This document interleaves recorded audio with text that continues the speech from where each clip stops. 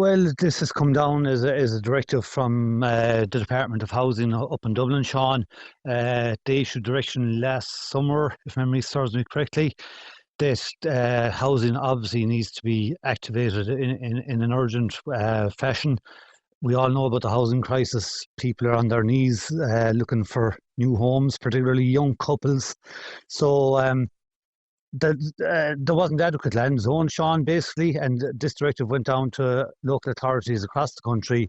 Um, the new CEO in Clare, well, new is in 12 months, Gordon Daly, Hmm. has acted upon that.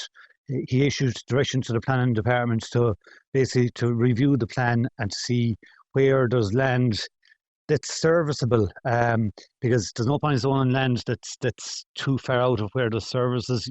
We need land that can be tapped into in a fairly prompt fashion. So you need sewerage available, you need power available, and all the basic services. So that's where it's come about. Hmm. We've gone through a thorough, well, a pretty thorough process in looking at it over the last 6 months. So what we have at the moment is what we believe is land that's reasonably ready to go in the not too distant future. So that's basically the summation of it, Sean. And this variation would see, as we know, 1,280 acres of land designated to support the growth of towns and villages across the county. Paul, do we have any indication at the moment of where these lands are? Are they spread right across the county?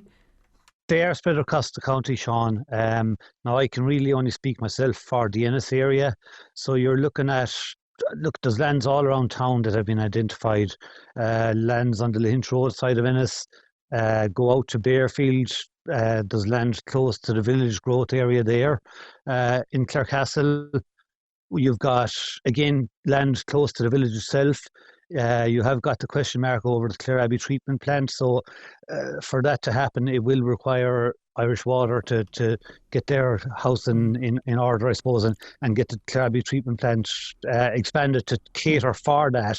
But That is in the pipeline, pardon the pun. yes, that's certainly that's what Irish Water are telling us. So that's critical for the south side of Ennis and for Clarecastle village as well to get that growth going, because there's only one way that the population is going, Sean, and that's up and up and up. So we have to prepare for that. Moving to the Ennis 2040 side of the variation, this would see the first formal revision of the Ennis 2040 strategy since it was set up in 2021. As part of this, the plans for the Abbey Street and Harvey's Quay carparks, as well as the post office field, would be omitted entirely. Now, we know that previously they were paused, now they've been omitted. Is that the end of it when it comes to these projects? I wouldn't think it's the end of it in totality either, because Ennis does need help in terms of getting more business into town, getting more in-house or in-town housing as well. So I wouldn't, look, this is only my opinion.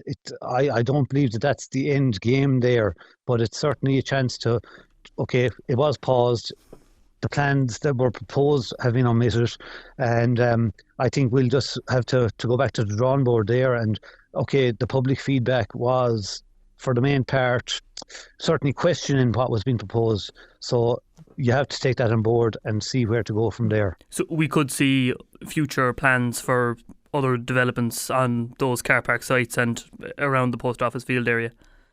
Well, look at okay, the post office field area obviously being an area of conservation. You have to be very careful how you go there. I won't say mistakes were made, but certainly people question that. So look at it's you can't rule anything in or out, because if you rule anything out, that can be seen as being negative or bad planning. And planning is all about the future, Sean, as well. It's about the next generation and the generation after that as well. So we have to be cognizant of that, and certainly we'll see where we go after this next process of the variation.